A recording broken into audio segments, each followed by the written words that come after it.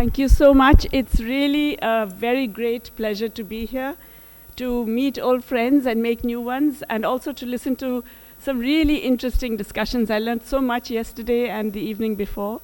So it's really, really a great honor. So yeah, thank you very much, Ndongo, for organizing this. And of course, yes, all of you for being here. I'm going to talk, I think, perhaps a little bit too specifically about some of the issues that were raised in a much broader context in the last couple of days. Specifically, I'm going to look at what constraints the region of Africa faces in the world today, and then look at possible strategies out of it. I know I'm talking to people who are experiencing this much more on a daily basis than I can hope to show in a few aggregate charts. But nonetheless, I think it's important for us to realize that, yes, there are these constraints, and yes, they show the degree of global injustice that continues and the inequalities that are persisting also in financial markets and in food markets. But they also show or point to possibilities out of this. So again, what I'm saying is not news to any of you over here about the international financial architecture, which is that it's all wrong. It's upside down.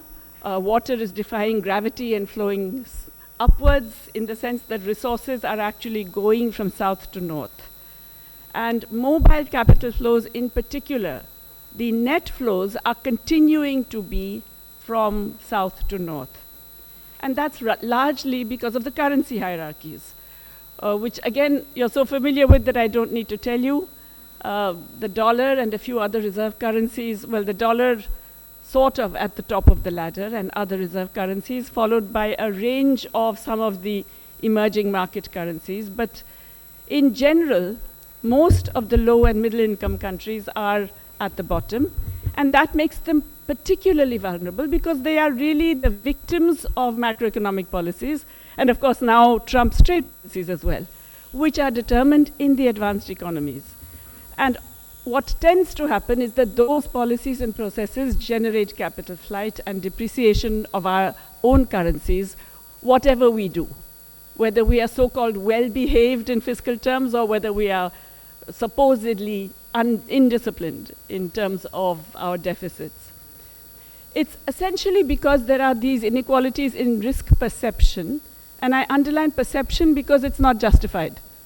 Again, as I think was repeated in several times yesterday, that the higher costs of capital, the greater debt servicing requirements, are the result of perceptions that are completely invalid if you are looking at the actual returns on capital globally over the past 2 or 3 decades, and particularly the past 2 decades. An investor who had invested in one of the defaulting countries' currencies, rather than in US Treasury bills, would have made 5 times the return. And this is for the countries that defaulted. So financial investors are claiming that there's higher risk in countries where there really isn't. And of course, that means that all of the countries at the bottom of the hierarchy face much greater costs in terms of the interest they pay, but it also means that they don't dare to do anything in emergencies. They rarely increase their public borrowing. They try and control their public debt. We know that there's no global financial safety net, which the IMF was mandated to provide. The lack of sovereign debt resolution has been talked about enough already. I don't need to belabor that point. And of course, we know that as a result, the financial architecture doesn't really address the central challenges of financing development or global public goods. In addition, and that's the second part of the issues that I will be dealing with, we find that very volatile commodity prices of food and energy in particular have huge impacts on both producers and consumers in our countries. And so the crazy thing is that in periods of rising commodity prices, it's not that the direct producers gain, and often even the producing countries don't gain. Consumers obviously lose. And of course, the opposite happens. Consumers don't gain when the prices fall, and the producers don't necessarily benefit. I mean, the producers also, in effect, lose. What's happening is that much more of the profits are garnered by intermediaries, largely multinational corporations in both food and energy. Now, talking about this whole cost of capital thing, which was such a big, or at least was an attempt to become a big issue in the South African G20 presidency, it did not succeed because of resistance from G7 countries. But if you look at the public debt to GDP ratio in Africa, it's really not that very large compared to other regions. So I don't know if you can even see these charts here, but if you're looking at general government gross debt by region, and the, let me see the columns here. Africa is, it's in the middle. Can you see the middle set of charts? It's low, in other words. Gross public debt to GDP is really low in Africa compared to most other regions, and certainly it's much lower than the high-income countries. And if you look at it as a proportion of the gross national income rather than the GDP, again, it is not large relative to other regions. And in fact, it has not been large now for a significant period. But African countries face much higher borrowing costs. Now, this one is going to be easy to read simply because Africa, the orange one, as you can see on top, dramatically higher yields on the bonds, okay? Relative to the USA, which is, of course, the largest borrower in the world, but even relative to Latin America. It's only recently that Latin American bonds and African bonds have experienced a period of being kind of equivalent, but once again, African bonds, the yields have risen very dramatically. So that today they face, on average, a 9.8 percentage point higher yield. I mean, that's unbelievable. Most businesses in the developed world, in the rich countries, would be unviable if they faced that kind of borrowing cost. And if you look at the average spread, you can see how dramatically it has shot up for Africa. That's the right-hand chart. That if you look at the period before the pandemic and the period after the pandemic, there is a significant increase in the average spread between the US Treasury and the yields in Africa. Much, much higher than in either Asia or Latin America and the Caribbean. And of course this matters because we know that there's obviously that whole decline in ODA, but also there's a much greater role of private creditors who are now accounting for more than half of Africa's debt on average. And within Africa, if you're looking at the financial flows, I'm sorry, I now realize I should have made these charts bigger. I don't know how much you can actually see of these. But if you look at net ODA flows, that's the darker red line. It's been falling very significantly from 1990. That's really the peak from 1970 onwards. It's been falling, risen slightly in the COVID period, but then remained much, much lower than before. Remittances have played a very major role in shoring up the balance of payments in Africa. Foreign direct investment, again, very volatile, has increased, then declined for a significant period, rose slightly in the just pre-COVID period. But the external debt stocks, which is the yellow line, shows similar volatility to ODA. In other words, they tend to rise with ODA and fall with ODA as well, okay, the external debt stocks. And if you look at the composition of that, you see Africa now 42% is private creditors. Africa used to be dominated by multilateral creditors. It is now dominated by private creditors. How does this play out in terms of how the countries have to behave? Now, this is not Africa specific. This is really looking at three categories of countries: high income, middle income, and low income. But this is what happened.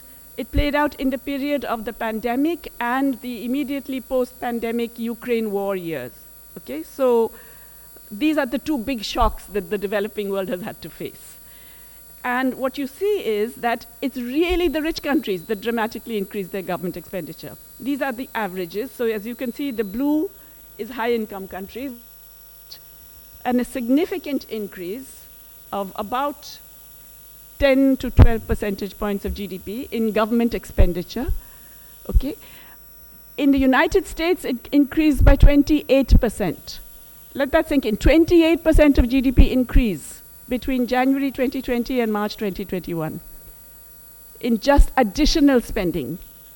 To put that in further perspective, on average, the US government spent an additional $26,000 per person over that period. Additional.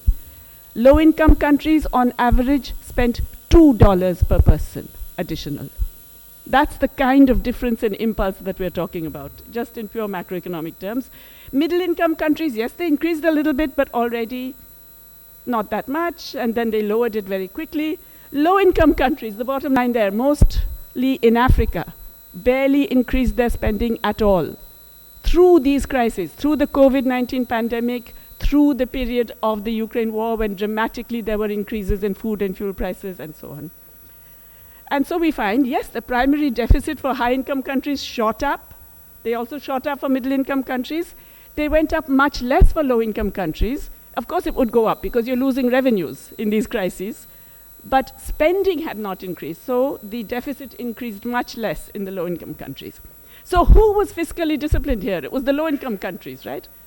The most fiscally indisciplined, the most badly behaved in Washington consensus terms, were the high-income countries. So who should the capital markets punish? What should bond markets be telling us? They should be telling us that these high-income countries are really going to get it. They're going to be smashed by the bond markets because they're being so fiscally indisciplined. Well, what actually happens? No, they don't. Oh, don't tell me I have left that out. Wait a minute. Yeah, here we are. It worked out precisely the other way. So once again, because of the higher spending of the rich countries, the blue line, general government debt to GDP ratios, okay, go up to 123% in the peak and then fall slightly to 112% of GDP. For middle-income countries, yes, it goes up from about 55 to 66 to about 68. Okay? But well below what should be considered as any problematic number. But low-income countries, again, dominantly in Africa, stay below 45% throughout this entire period. They stay really low because of all that tremendous fiscal discipline, which is largely self-imposed.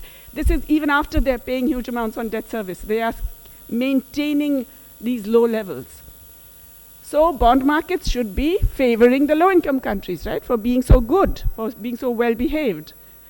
Here's the spread on sovereign debt for the low and middle-income countries taken together. That's the orange line, and as you can see, one peak in the middle of the pandemic, and the next peak comes after the Ukraine war. Dramatic increases in the spreads. On average, these are the average rates. Most African countries faced spreads of 9 to 11 percentage points. Really incredibly high spreads on the government debt. The blue line is the spread for other advanced economies. It looks flat because it is. It stayed at below 1 basis point. In other words, it stayed at below 0.01%. It stayed incredibly low throughout this period, despite their fiscal irresponsibility, etc., which means all of these terms are nonsensical. Capital markets do not respond to this. They respond to their own perceptions, which are what drive the currency hierarchies that I've mentioned. A lot of this has been blamed on credit rating agencies, and it's true. Credit rating agencies are bad news for much of the developing world, okay? And there's an interesting estimate done by the UNDP that if you actually look at, economic fundamentals and what turns out to have happened, etc., and if you had done the credit rating accordingly, then you would have got very, very different proposals for the behavior of the bond markets and, as a result, the spreads that they face. And if you look at those differences, you would find that African nations would have been able to access an additional $31 billion easily at lower rates, okay? So they look at the development costs of these credit rating idiosyncrasies. There's the cost of the credit rating discrepancies, which they have highlighted in the right-hand chart. And you compare that to the ODA to Africa, it's significantly more, okay? In fact, you could have, with a fraction of that amount, developed complete herd immunity to COVID-19. You could have reduced malaria by 90%. There were a lot of good uses for that money that was wasted because of the way credit rating agencies actually dealt with Africa. And of course, once you have that problem, you have much higher debt servicing costs. And you end up even with negative transfers on debts. So on the left hand, you have the number of countries that are spending more than 5% of exports on debt servicing. And you can see that in Africa, for the last 5 or 6 years, it's been in the range of 25 to 29 countries have been spending more than 5% of exports on public debt service. The number of countries with negative transfers on external public debt, that is, you are paying out more than you get, in Africa is also in the range of 16 to 20 over the last 5 years. And clearly, that means that your interest costs as a proportion of revenue are rising. Africa is the orange line, the third in the left-hand column. As you can see, very, very sharp increases in interest payments as a share of your net revenues, or not net, sorry, total revenues. And of course, if you're looking at it in relation to public spending on health and education, then in Africa, you're spending 44 billion on per person. Sorry, no, not billion, 44 per person, whereas you're spending, you're spending $70 per person. But you're only able to spend 44 per person on health and 63 per person on education. So you're spending more on these interest payments, which are unjustified. I want to keep repeating that. They are unjustified. But you're spending that because the capital markets are forcing you to do so. So what can you do? What can Africa do at a regional level? I think already the Africa Credit Rating Agency, I think, is an excellent idea and definitely needs to be supported and taken forward. It was established, as you all know, in June this year, and to provide independent, credible, and Africa-owned credit ratings for sovereigns as well as corporates and provincial governments. Now, the purpose, obviously, is to enhance transparency. Currently, credit rating agencies are ultimately non-transparent. They give out a broad methodology, but it doesn't actually tell you the things that matter, the weights and how the final decisions are made, which are made behind closed doors and where you get credit rating rises and declines without proper justification and reasons being provided. So there is no completely transparent model that the credit rating agencies use.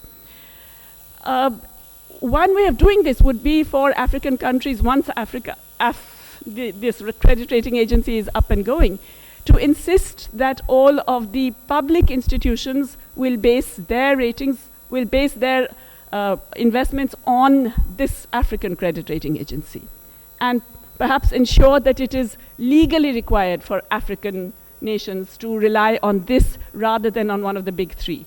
It's a very important way, but of course, it also must be operating on very transparent principles, which would then provide greater confidence to the rest of the corporate markets. And of course, it's very possible to develop regional mechanisms to cooperate and provide liquidity. I think yesterday we heard from Diego how this is complicated. It's not so easy, even in Latin America. But certainly the attempt has been there with FLAR and with various other mechanisms within Africa. There is an attempt in ASEAN as well to do some similar things, essentially to provide the financial safety net which is not being provided by the global economy. But ultimately, you really have to think, all of us have to think, of ways of shifting out of external debt financing. Debt-driven development is not a solution.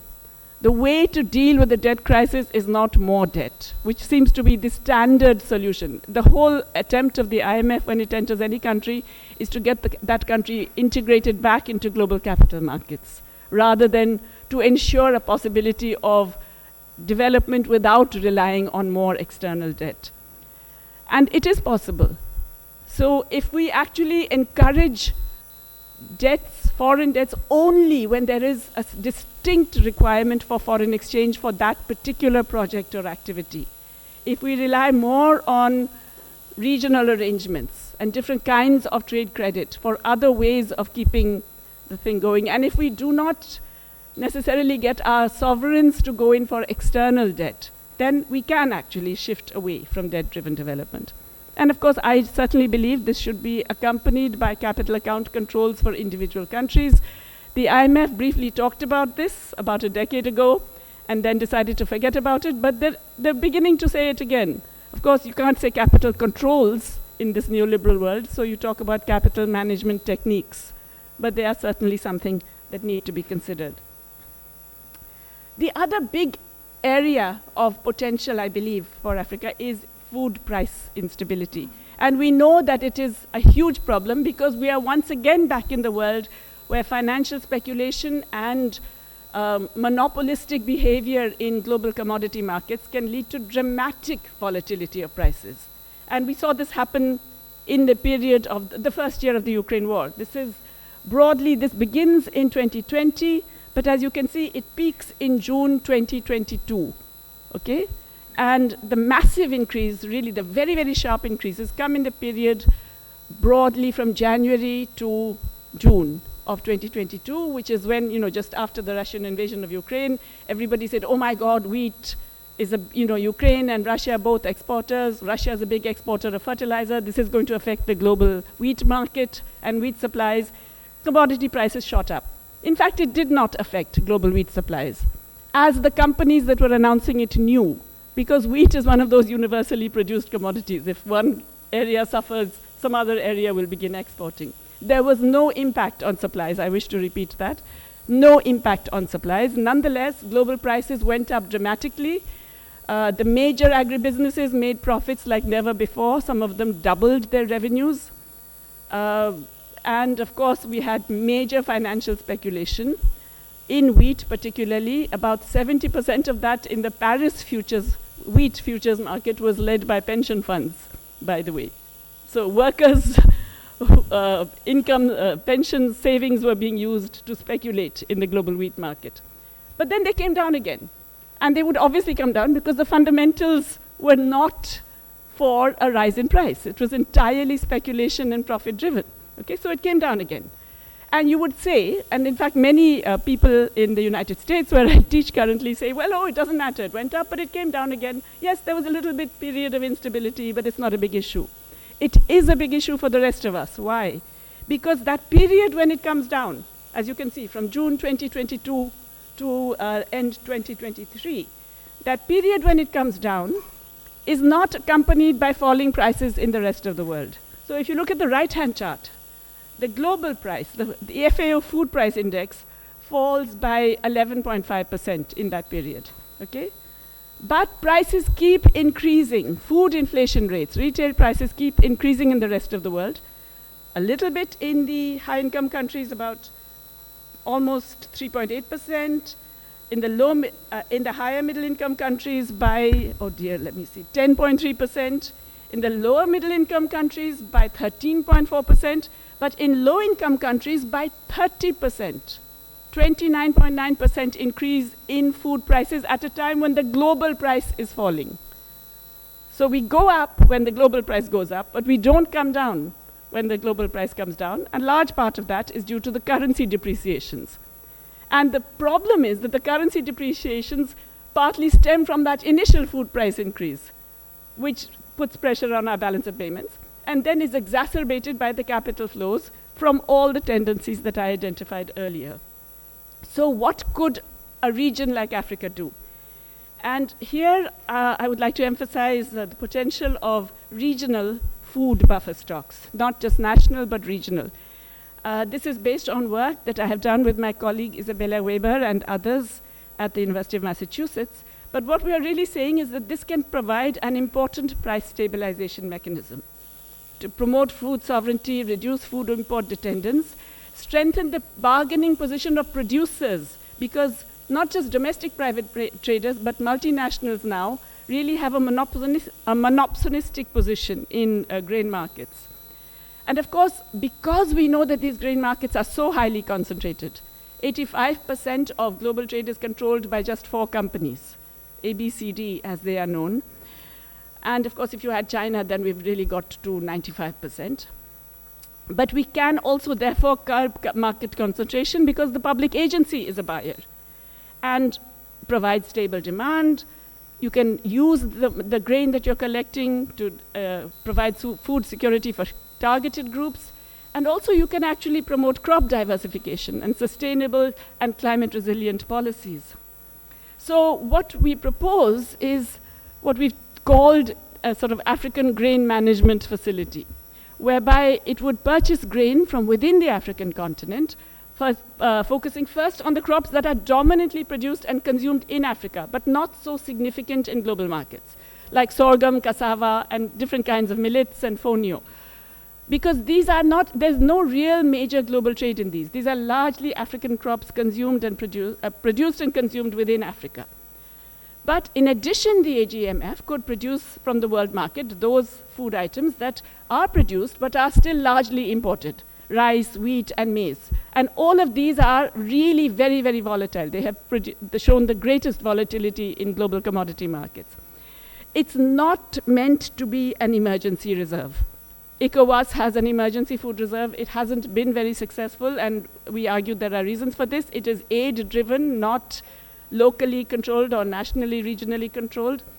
And it is, I mean, the emergency reserves, the problem with that is you only start buying when there's the emergency. And so it's already too late to really get active.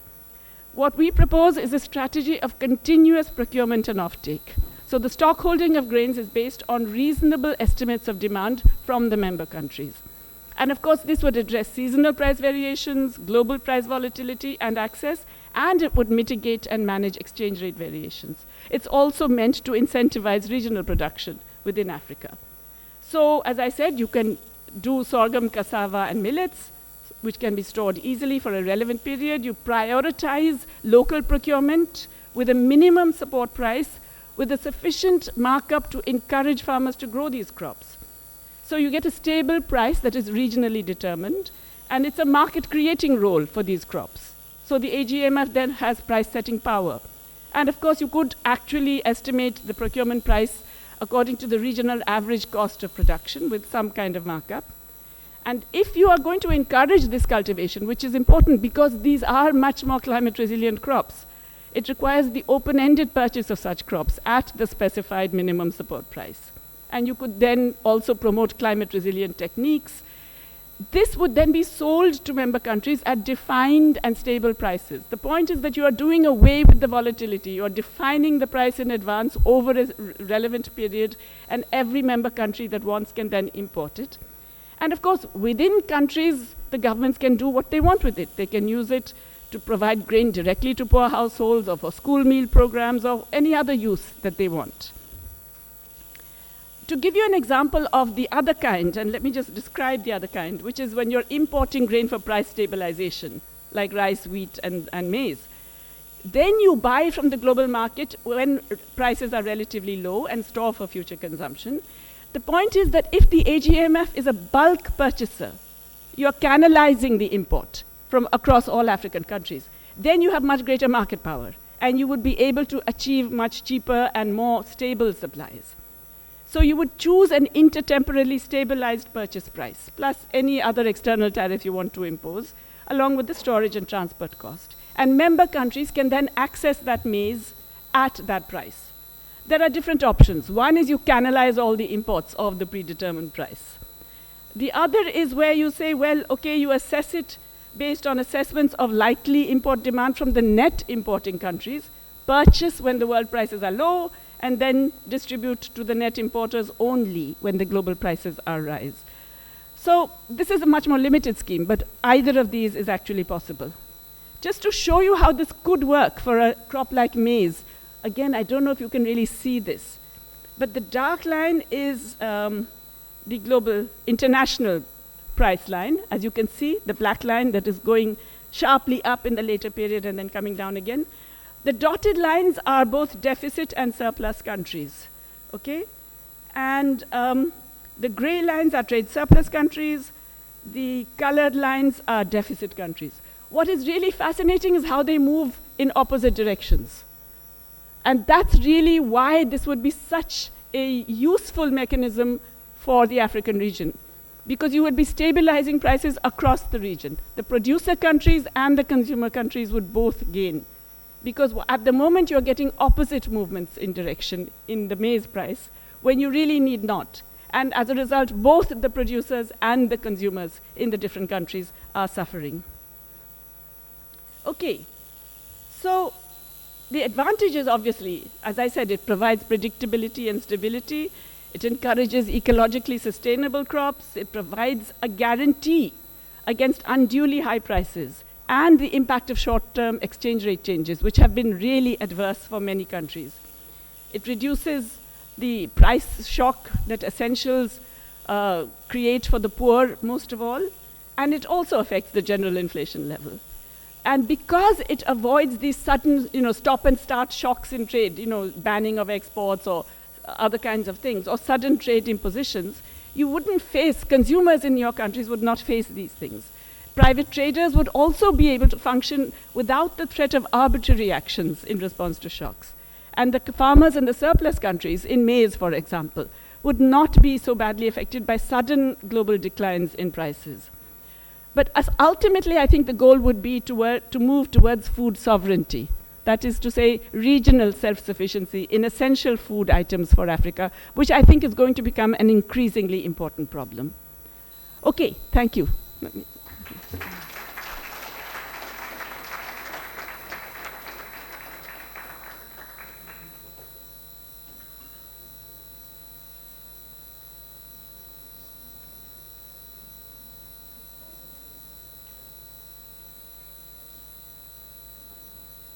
Good morning again, yes. Thank you very much. Can we have another round of applause, because that was so detailed.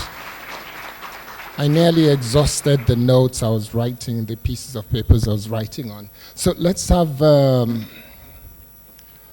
Dembele respond to that before we begin to unbundle all of the issues raised. Thank you very much, Yes, sir. thank you very much. Thank you, Professor, for this great presentation. I think you described the picture Africa and the developing countries are facing with international financial architecture. To begin with, we know Africa has a low representation in the international financial institutions for good reason. When they were being created, most African countries were colonies, so they didn't have any say on those institutions, IMF, World Bank, and etc. That's why they have no bigger influence on the decisions that are made, even as we speak. For instance, Africa has only 4.5% of the IMF capital, 4.5%, the whole of so-called sub-Saharan Africa. That's why when we come to that later, distribution allocation of SDRs, Africa got the lowest part as a result of this small contribution to the IMF capital. So, Professor Ghosh, you pointed out that Africa is facing many challenges: capital flight, higher costs of debt, even though, as you pointed out, our debt is lower compared to other countries. But the cost of debt is much higher for one big reason. Many African countries pay more for debt service than for education and health combined. in 2024, that's last year, 20 African countries paid more for debt service than for health and education combined. And this year, more countries may pay higher debt service. I think one of the reasons you pointed out also is the role of Western credit agencies. Because the African debt profile has changed in the 20th century up until the beginning of this century. Most of the African debt was public debt owed to bilateral and multilateral creditors. But beginning in 2000 and now, 45%, almost 45% of the African debt is a private debt. So Africa is confronted with Western credit agencies.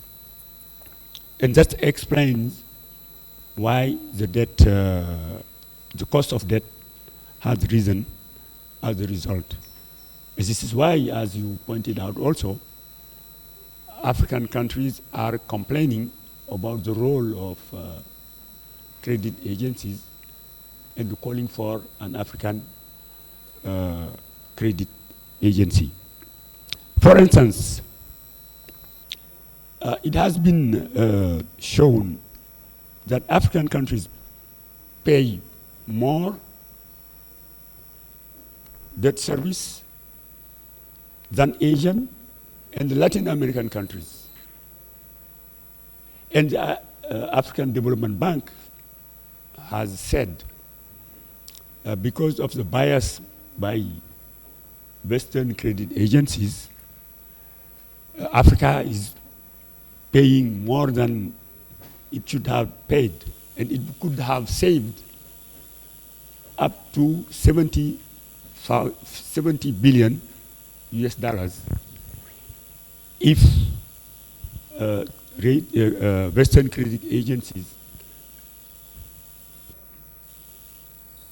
would treat Africa fairly. That's not the case. So in terms of the challenges are many.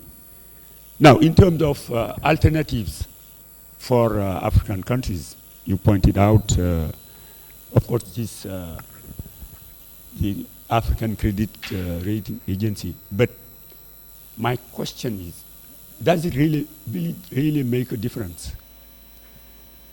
Because so long as we continue borrowing on Western markets, Eurobond markets, or borrowing from London, from Paris, from New York, I don't know if the African Credit Rating Agency will make a difference for African countries. But Africa is calling for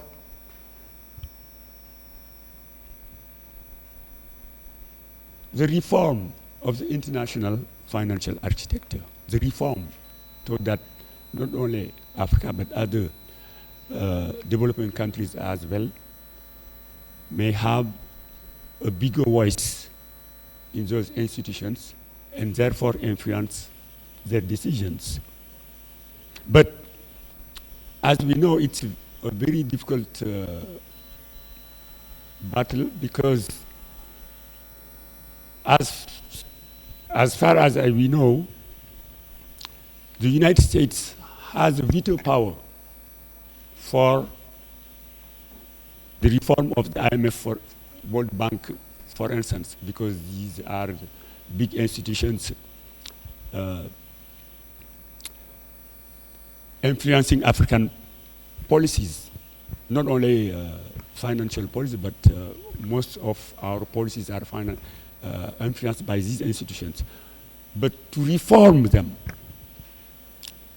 we need to remove the veto power of the United States, because reforms, decisions to reform these institutions require 85% of the vote, or the United States has 16, 17, almost 17% of the vote. So it has a veto power. That's why, despite the rise of the global south, countries like China, India, etc., the IMF board is still dominated by Western countries. And also, African countries are calling for the reform of the SDR's allocation, special drawing rights allocations. When the IMF launched this initiative to face the COVID-19 consequences, I said Africa got only 4.5% of the allocations. It's a paltry for Africa. So it's for 1-point-something billion people got only 4.5% of the SDR's allocations. So African countries are calling for the reform of this allocation to base it not on a quota basis, but on needs basis. And of course, African countries are calling for more cooperation among global south, so that they can make a difference in reforming the global financial institutions. Now, for the food, I will finish with the food.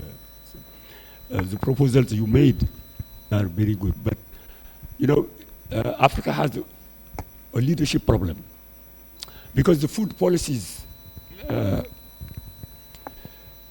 in Africa have been influenced by bad public policies. You know, Africa has 60% of arable land, 60%. I think there is no other continent that has as much arable land. The African Union has taken several initiatives since Maputo 2003 up to Kampala just in January 2025 to reform, to invest more in agriculture. Unfortunately, all those initiatives were not implemented. No? So the proposals you made, very good proposals, but I am not sure that the African leadership will be able just to take them up and then to implement them if they ever are being adopted in the future. So that's a small comment I had to say about this excellent presentation. Thank you again, Professor Ghosh. Thank you. Thank you very much, Mr. Ebele. Yep. So I think Prof will probably have a few comments very quickly to respond to that, or we could, okay. All right, before we go on then, yes. So before we've got just about 15 minutes or so left. So we want to make it really quick. But before I open the floor, let me ask you, Prof. Let me take advantage of my position right here and ask you direct questions and say, first of all, I happen to be a journalist of many years, and I have connections and contact with people in government in some African countries. And recently, I had the opportunity of sitting with a minister. Can you hear me? Oh, that's better. Okay. So I had the opportunity of sitting with a minister in Nigeria who runs the livestock and agriculture ministry. And he ordered about 2,000 tractors. And the 2,000 tractors, over the last 1 year, have been manufactured and taken delivery of over 1,000. And up until now, they've not been distributed to farmers, which means they're gathering dust, and some of them will become difficult to use. Where I'm going is this. When you have leaders like that in different parts of the continent that seem to not know what to do except to use some of these things for season of election and giving it away to their cronies, does Africa have a chance of being able to say that there's going to be any improvement anytime soon in terms of agriculture development? Not to mention the fact that we've been talking, I know Akumi Additional has been talking about the fact that move away from just selling produce to adding value to your produce and selling that rather. So help us unbundle this, help us create an understanding. Where is the problem with leadership, and how does that change to drive Africa to where it should be heading? Very quickly, ma'am.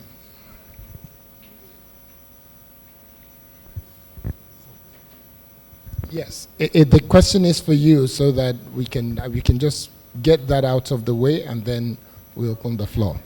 Yes, ma'am. Yes, Prof.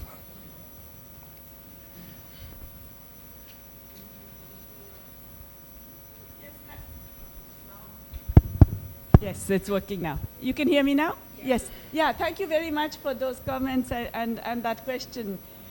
You know, coming from South Asia, I have to say you Africans are very hard on yourselves. We all have terrible leaders. We all have incompetent leaders. Some of the most incompetent are in the global north at the moment. So I don't think we should keep saying, oh, you know, we have leadership issues and we can't do anything and so on. Because I believe the African Union has shown the greatest leadership in the global fora in the last 2 years than any other region. I'm talking about the global tax reform, which would not have happened if Africa had not just united internally, but had kept pushing, and got many other regions to join. I'm serious. I think it's a really, it's a major move. And a lot of the other countries across the developing world are, you know, really grateful that Africa did that. And it did that in a united fashion. The move to actually push the transparency to prevent illicit financial flows, which is currently ongoing in the UN tax negotiations, again, led by African countries, including from Nigeria. I think he was the minister in charge of that. So I think globally, there is a lot of leadership displayed by Africa at the moment. You know, the ability to stand up to the US in the G20, I do not think this would have happened if it had been in Europe or India. I'm serious. So I don't think you should beat yourselves up about, you know, bad leaders and so on. I think you're doing pretty well relative to a lot of other countries and regions. You know, seriously. Yes, of course there are these problems. The tractors are bought and then not distributed. I mean, yes, I'm not disputing any of that. I think if there's sufficient public pressure, and already African countries have shown that you can unite. After COVID-19, this African CDC has played, I would say, a stellar role. The fact that you are engaging in a process of doing a lot of mRNA research in the teeth, again, of major opposition from global pharmaceutical companies and the US. These are really big achievements in the current global context. I would say that, I mean, like you, I think many of us in this room have been demanding IFI reform, have been demanding greater voice for developing countries, particularly Africa, etc. We must keep demanding it, but let's also recognize it's not going to happen in the near future. So what is our plan B? And I think that's very important. We have to have a plan B that doesn't keep saying, fix that first. Sorry, there's somebody who's got something being played and it's causing a distraction. Whatever it is you're playing, could you please mute? Oh, okay, translation, okay. Please go on. Yes, so I would say, yes, we demand reform because there are lots of things wrong. But it's not going to happen, so we should be doing things that force that reform to happen. In other words, we should be in strategies that make those, let's say the IFIs irrelevant, or the credit rating agencies irrelevant. And that is the only way they're going to change. They're not going to change because we keep asking them to change. Okay, thank you very much, Prof. So we'll open the floor, and I guess the first pressing is right in front. Yep. Or you just want to add something, Mr. Dembele? She's right. Sometimes the African Union has shown leadership. That's true. Just the G20 that ended a few days ago, the United States did whatever it could to derail it, to make it a failure. But I think in the international press, they are saying it was a success, G20, despite the absence of the United States. And South Africa and African countries have shown leadership there. And United States was irrelevant, almost. Nobody cares about the absence of Trump and the delegation of the United States in Pretoria, and I think in Johannesburg, sorry. I think in that case, it's a good case to illustrate that sometimes Africa can show leadership at the global level. Yeah. Okay, talking about South Africa, I don't know if anybody has seen what Donald Trump just tweeted about not inviting South Africa to the next G20 summit. And there was a tweet over the last 24 hours that South Africa is committing genocide, and for that reason, South Africa will not be invited to the next G20 in the great city of Miami, he said. So that's what he said. So your comments, very quickly, microphone. I've got 9 minutes. Yeah, so, okay, I can move. Thank you. I just wanted to react on Abdoulaye Diallo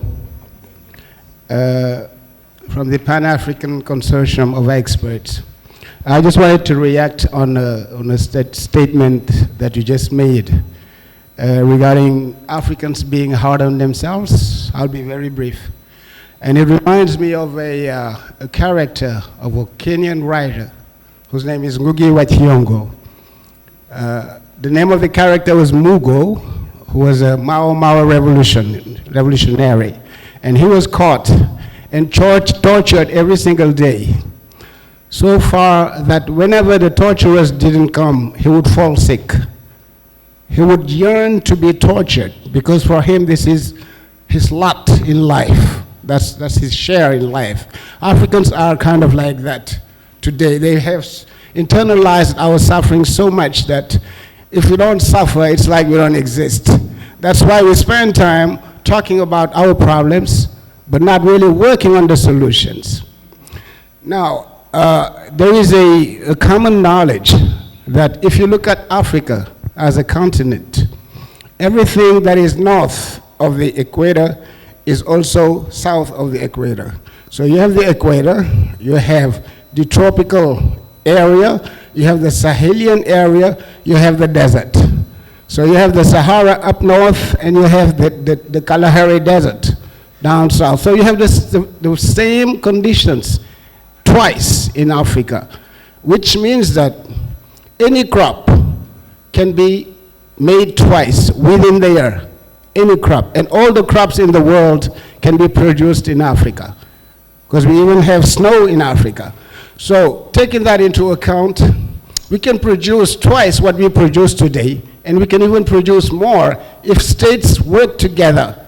So why is it that that information is not internalized by decision makers to materialize it so that we have food security for all Africa? That's my question. Thank you. Thank you. Next, okay, you got. Yeah, you got thank you, Prof, for the education. I have been a fan. Oh, my name is Bernard, and I work for the Integrated Social Development Center, ISODEC, in Ghana. I have been a fan. I follow your writing. And you have made the point of the fact that capital is flowing in the wrong direction. You backed it by data in terms of the debt levels, the debt service, the deficit, and all that. That is showing that, of course, if you look at the financial system, it's working in the wrong way. It's like water flowing up the hill. Now, the idea of the African credit rating, I am wondering how that is not going to fall back on these same models, these same systems. Because if you look at all the models, and even you look at the classical economic theories, they are all, based on wrong assumptions. But we seem to be following all this up to this point that we are not able to turn the tide. And I'm wondering whether the credit rating, the African credit rating, will have that muscle to be able to look in the opposite direction, when we are still going to be linked to the whole global financial architecture, which has produced this, and we follow it hook and sinker. On the second level is the issue of the... We can only take one, because we've got just about 4 minutes to go. Right. Thank you very much. Oui. All right, thank you. All right. Just a quick one. On the grain model, it looks very feasible, but I think from here, we should be looking at real financial models, which can show the picture very well, because we are talking about both producers and consumers gaining at the same time. What else can convince us that this is something that we have to really work on it? But we need to use really dummy figures and show something pictorial that our leaders will find it easier to work on. Thank you very much. Yeah. Oui, j'aurais 2 questions à vous poser. Je suis Taoufik Ben Abdallah. La première concerne ce que vous avez dit à propos de la nécessité de s'orienter vers le marché.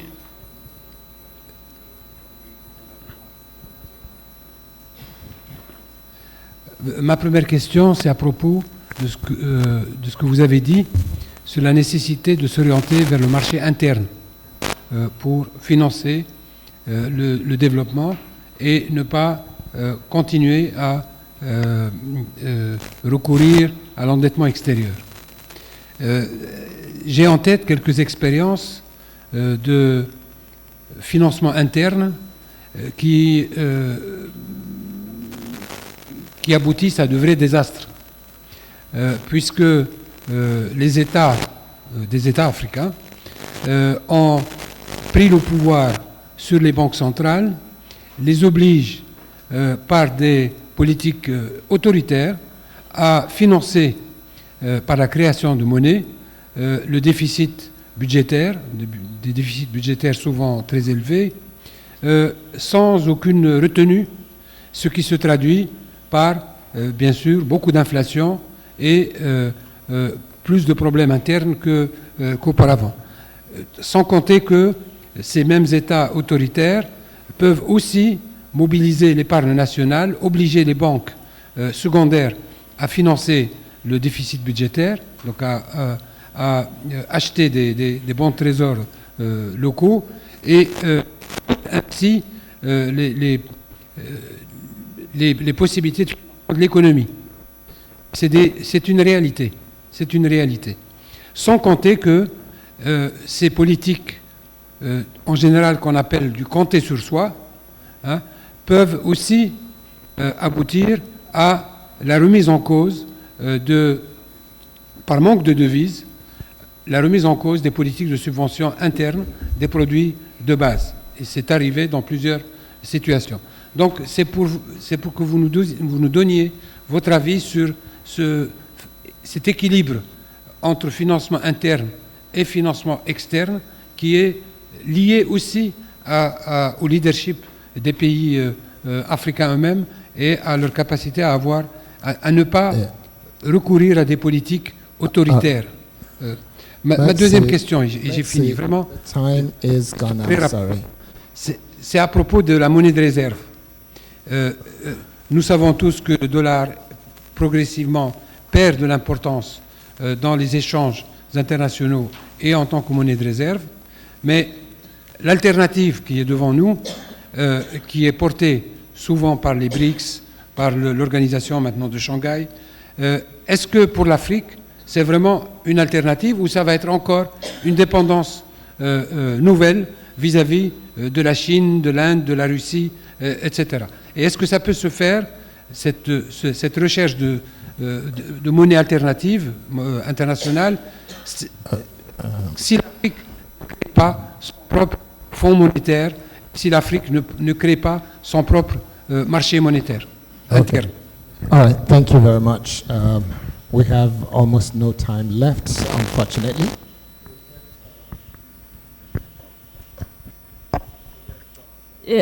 Yes, thank you very much for those questions. Yes, I agree with you that in fact there is real possibilities for Abdullah for increasing domestic production in Africa, and therefore you have to think of proactive policies to do this. The possibility of state procurement and distribution is one means of encouraging this, providing stable prices. So yes, I completely agree with you on that.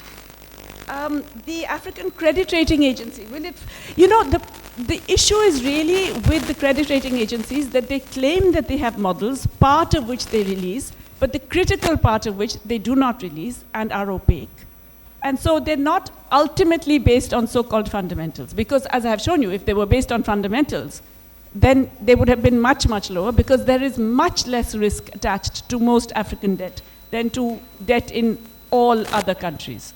So, in fact, and they're much higher returns already because of the fact that there's this excessive risk premium. So I think the African Credit Rating Agency could play a huge role as an alternative if it actually was completely transparent in the models that it used. When you say it's the same Washington consensus model, no, wait a minute. A credit rating agency is not about what, it's really about possibilities of repaying. So it's looking at the financial indicators and the likelihood of repayment. And it doesn't necessarily have to follow an IMF-style economic model at all. There is no reason. You just have to be transparent in exactly the model you're using. And once you use that, and if you publish that, then it will be very difficult for credit rating agencies that are coming up with very, very different estimates to explain why they have got such different estimates.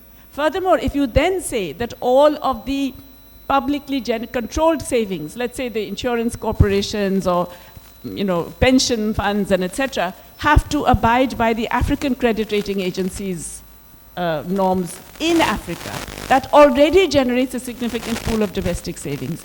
And I reiterate, you really need to borrow in foreign currency only if you need to spend in foreign currency. A large part of African debt is not for that. It's for domestic financing, and there is really no reason to engage in that. You really should avoid external capital markets unless you desperately need it for specifically foreign exchange use, I would argue. I see the gentleman who asked the question about internal markets leading to disaster because African states take the power from central banks and create inflationary situations,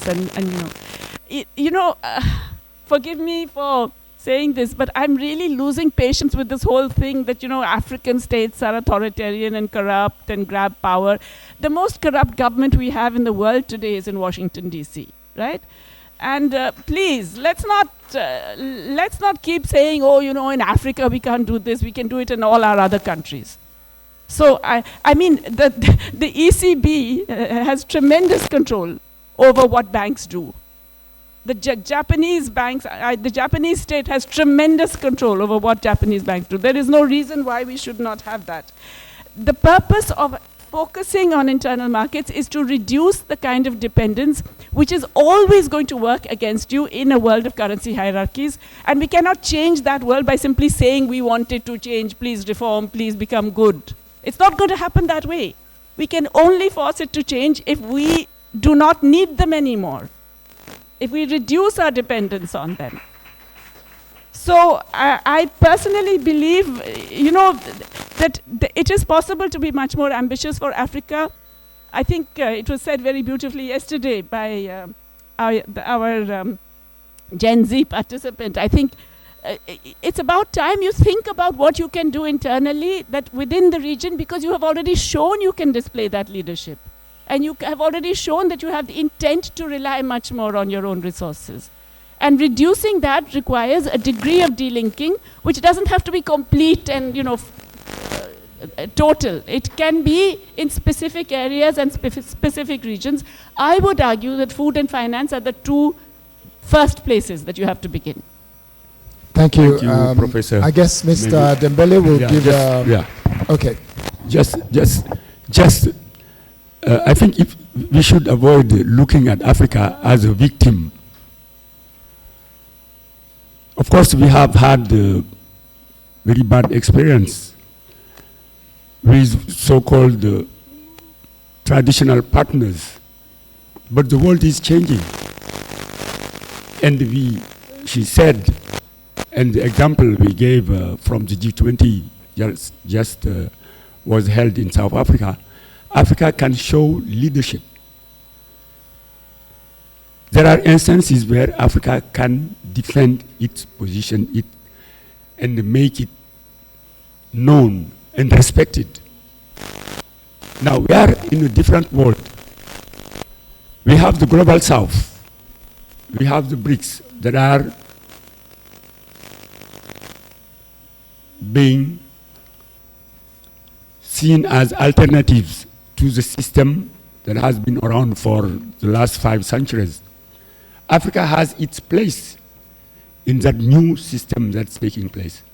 And the African countries are concerting among themselves to try to speak with one voice. So we shouldn't be pessimistic about what the role of Africa should be in the new dispensation that is taking place around at the global level. I think I am optimistic Africa can defend its positions and have its place at this new geopolitical system. Thank you very much. I am as impatient as a 7-year-old. I don't have the patience of waiting for Africa to do. I don't have.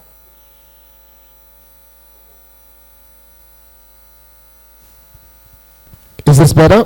Yes, okay. So I was just saying that as a final word from me, I don't have the patience of the older people, never mind my gray hair.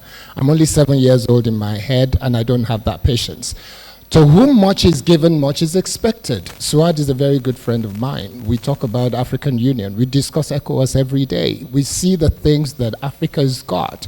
We talk about the number of things that is possible within the continent. In Nigeria alone, the number of jewels and things that can be mined in Nigeria that is going to waste that other countries are flying helicopter into Africa and into Nigeria and taking them out with the Minister of Mines and whatever his ministry is called, still not being able to sort out that ministry when it comes to mineral resources of the country.